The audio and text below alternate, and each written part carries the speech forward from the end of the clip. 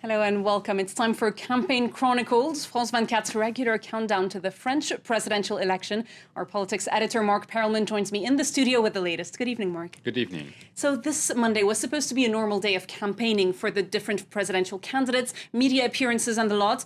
And everything changed around 8 o'clock this morning when a gunman opened fire on a Jewish school in the city of Toulouse. Politicians all of a sudden decided to suspend their campaigns, call a truce, and focus on this national tragedy. Yes, starting with the president, Nicolas Sarkozy, who stopped for a while being the candidate running for re-election and again became the president. He was the first to rush to Toulouse to meet with the families, the grieving families, and the first to speak out on the issue. Let's take a listen to a clearly emotional but very firm president this morning. Today is a day of national tragedy because a person killed children in cold blood. A killer entered a school, a Jewish school. This tragedy is a shock to the whole nation. And tomorrow, all French pupils throughout our country will observe a minute of silence in memory of these children who are martyrs. À la mémoire de ces enfants martyrisés. So campaigning was suspended for the day, but Mark, we are in the middle of a presidential race and minority issues, race issues have been at the center of this campaign. How do you think this is going to play out for Nicolas Sarkozy? Well, probably rather well. It's kind of shocking to say that tonight because it's been really a day of with lots of emotions here and mourning here in France. But a sitting president is generally someone around whom, people will rally, and this is clearly probably going to happen for Nicolas Sarkozy. We saw he said he would meet tomorrow with Jews and Muslims. He would go to a school for that minute of silence we just heard about tomorrow morning.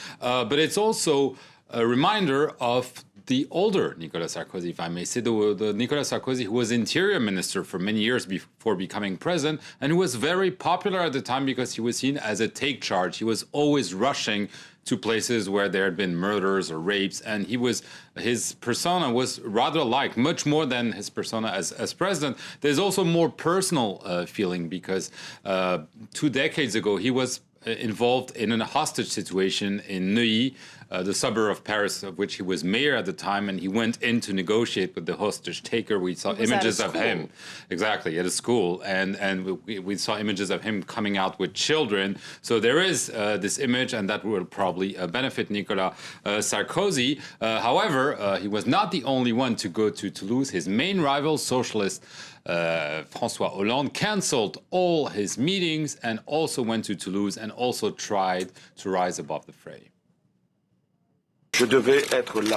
I had to be here to extend my condolences to these families, the victims of a murderous attack. But I also wanted to be at this Jewish school because it was specifically a Jewish school that was targeted, adding anti-Semitism to this tragedy. I had to come to express my solidarity with people here. There are moments when we all have to come together, when we must be united in the face of something that goes beyond our comprehension. This is a moment for national unity. This unity is the foundation of the Republic.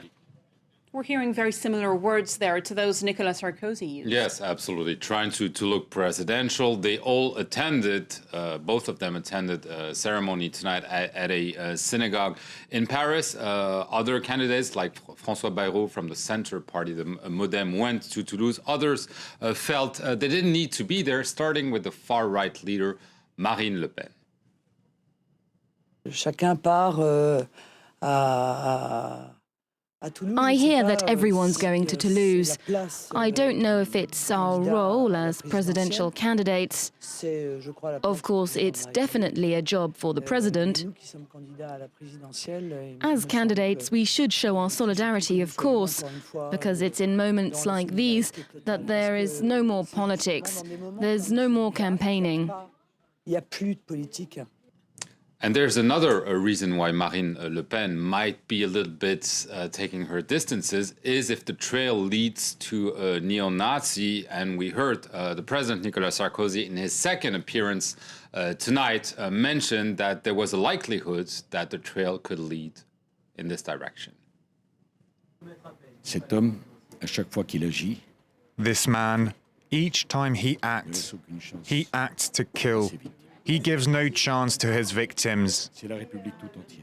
The whole country, the whole republic must be mobilized to face this crisis. Mais nous ne connaissons pas. We don't know his motives, although we can imagine that racism and the killing sprees may be linked. Hier sont en l'occurrence liés. Next, moving away from today's tragedy to an update on the campaign. One of the secrets of Nicolas Sarkozy's recently improved figures in the polls is a relatively united right wing. By hook or by crook, he succeeded in convincing a number of smaller right-wing candidates to drop out of the race and to support his candidacy instead. On the left, though, it's not the same picture. François Hollande hasn't had the same success. A whole range of candidates are still in the running. They don't pose a threat in the grand scheme of things, but they bring back some bad memories for the left. A symbolic destination and a show of strength. Jean-Luc Mélenchon at the Bastille Memorial in Paris. Scores of thousands came to hear the left-wing firebrand and his ideals for a new republic. Let us start with the ballot boxes. That is the day that the citizens' revolution begins.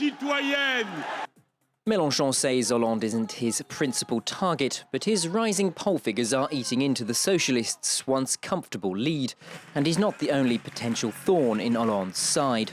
Eva Joly's campaign may be stuttering, but the Greens' champion says she will go all the way.